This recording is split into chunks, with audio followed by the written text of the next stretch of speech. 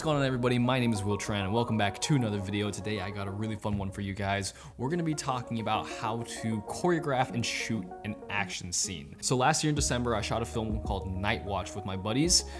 So check it out in the top right corner if you haven't seen it already. It is ready for you guys to watch, and I've been dying to show you guys clips from that thing. And while I'm not going to be doing a full commentary on that film here, I am going to be using it as a reference quite a lot. And just so you guys know, I am an absolute sucker for action films. I live for action films and shooting fight scenes, so I'm gonna get fairly passionate in this video, so be ready for that. So I'm gonna be covering the most important aspects of shooting and choreographing a fight scene or an action scene in general, and hopefully it'll give you guys some inspiration to shoot your own. Starting with number one, it's actually a question: do you need to have martial arts skills? The answer: some. You don't need to be Bruce Lee, but you do at the very least need to know how to throw a proper strike. That way, whenever you're actually performing the action, it doesn't look forced. So learn the basics of how to throw a proper strike, punches and or kicks, and you'll be well on your way to shooting your first action film. The second thing on this list, and arguably one of the most important things on this list, is violence of action. I have seen way too many fight scenes made by beginners that are so underwhelming. There is nothing worse than seeing a fight scene where everybody is just half-assing the movement. Now, I understand we are people and we're all fairly friendly on the set, so we don't actually want to hurt each other. But you need to understand character. There's a reason why your characters are fighting, and if there's a reason why your characters are fighting, it was obviously bad enough for them to start throwing hands at each other. Therefore, every strike that is thrown must make it seem like you are trying to kill each other. You killed my father, you killed my mother, you killed my family, you killed my dog. We must fight.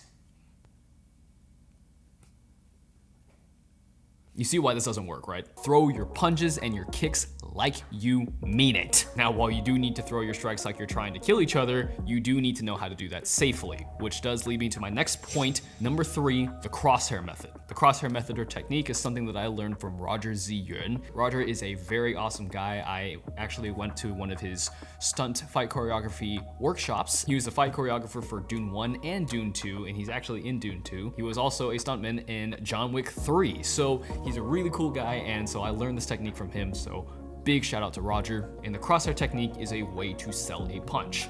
For example, if I'm facing the camera right here and I want to punch myself in the face, I need to figure out where a fist needs to move in order for it to sell on camera. So let's put a crosshair right down the center of my face right here.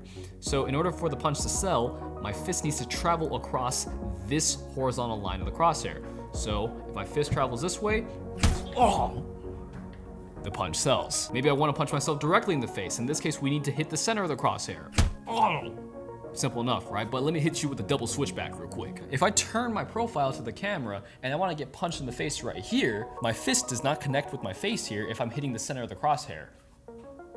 No. So in this case, we need to move the crosshair, not here, but way over here, and we need to go through the crosshair in order for the punch to sell. So if I move the crosshair from here to here, now the hit sells. Crosshair placement is determined entirely on where the actors are facing and where the camera is. And you must work with the camera operator and the DP to figure out where your fists and your feet need to land in order for the strike to sell. Number 4, the 4 options. So when we shot Night Watch, we had absolutely no plan going into the production day. There was no development of script, there was no rehearsal for fight choreography, nothing. We went in completely blind. Everything from the script all the way to the fight choreography was done on the day of. The only thing that we planned beforehand was that we needed a prop, which is a sledgehammer. So how did we choreograph an entire fight scene on the day of? Start with somebody throwing a punch. If you think about it a little bit, there are only so many ways that you can deal with the punch. So if a punch is coming at me, I have 4 options: eat it,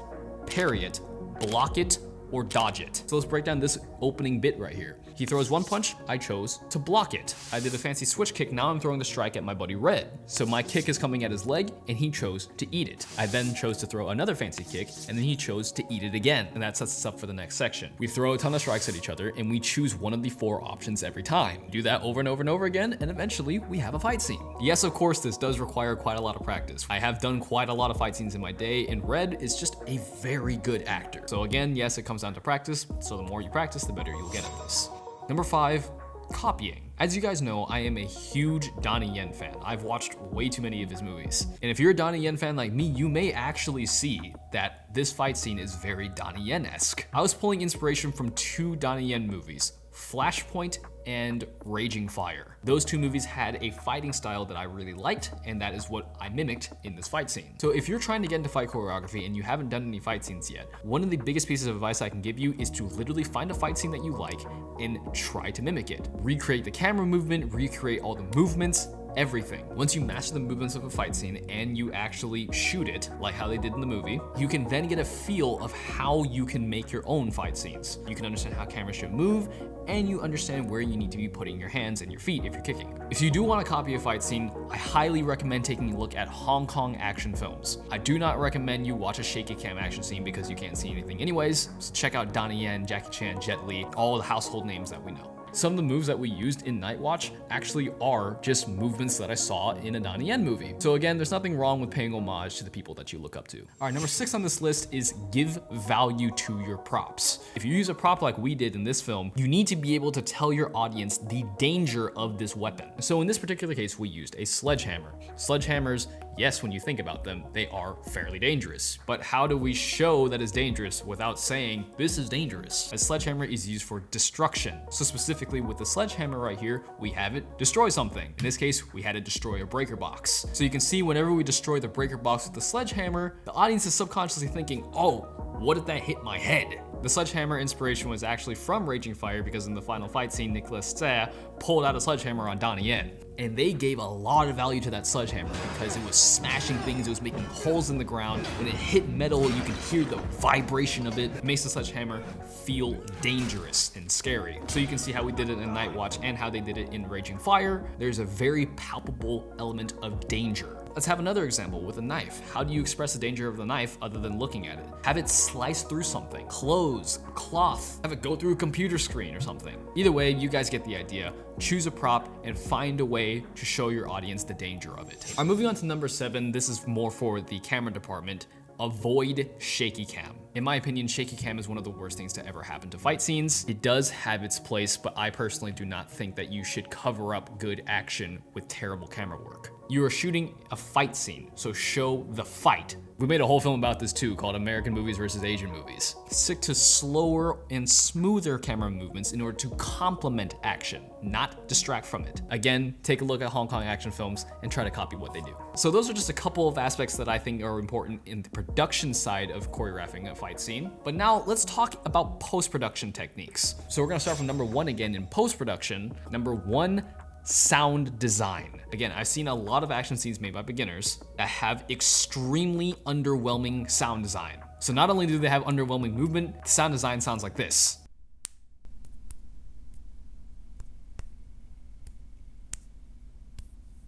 I understand that whenever somebody gets punched in real life, it doesn't make that big of a sound, but we're talking movies here. Overexpressed sound is normal sound in the movie. Get yourselves actually good fight sound effects. This video is not sponsored, but I personally use Tony Jaax's Action Sound Pack. I absolutely recommend it. I'll link in the description below for you guys, and I've been using it ever since. There are 2 ways you can actually go about fight scene sound design.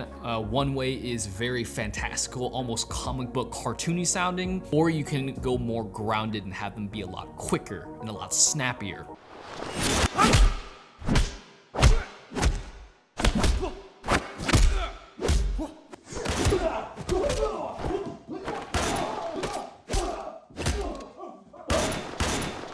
Whichever style of fight sound design you choose is entirely up to you. There is no right or wrong, just choose what fits the story of your film the most. Number 2, butterfly cutting. This is a technique used in a lot of Hong Kong films, and Jackie Chan actually talked about this. Now, you would think that whenever you're cutting on a punch, the punch lands here, and in the next cut, the fist is already here and it keeps going. The way that they do it in Hong Kong is that they'll throw the punch, and in the next shot, the fist is all the way back here, and it continues through. Bang, bang! You see the action twice. These extra couple frames in the second shot are just enough to give your audience time to adjust to the new shot, and the punch still feels powerful.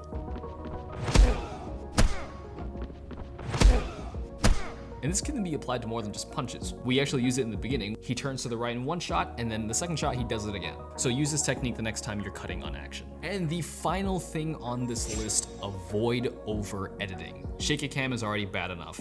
over editing makes it even worse. There are too many Hollywood action films that are made today that shaky cam the hell out of their action and over edit it to make the action seem chaotic and crazy and scary. Shaky cam and over editing does not add to the action, it deters from it. We cannot enjoy a fight scene if we cannot see it. Yes, of course, your first fight scenes are not going to be the greatest looking if you don't have too much experience in fight choreography, but I personally think that it is a lot more commendable to be showing your action without trying to hide it behind terrible camera work. So again, keep your camera smooth, let the action breathe, and resist the urge to hide imperfections behind terrible editing and shaky cam. Okay, so that was a lot to go through, but I really hope this video helped and you learned something. And if you want to learn more about shooting cinematic films in general, be sure to check out our mini cinematography course in the top right corner of the first link description below. We have 10 value-packed informational videos for you to learn from, and you're gonna get all the information that you need to know to shoot your first short film in just 1 week. All the people who are in the mini course right now say they love it, and you can get this thing for $27. So click the link in the top right corner in the first link description below, and I'll see you inside. But if you made it to the end of this video, dude, you know I appreciate you. Be sure to hit the like and subscribe button if you haven't already. And I recommend you watch this video next. It is my most recent upload, and I release 1 video every single week and you don't want to miss them. But if you have any more questions, please let me know in the comments down below, and I will see you in the next video.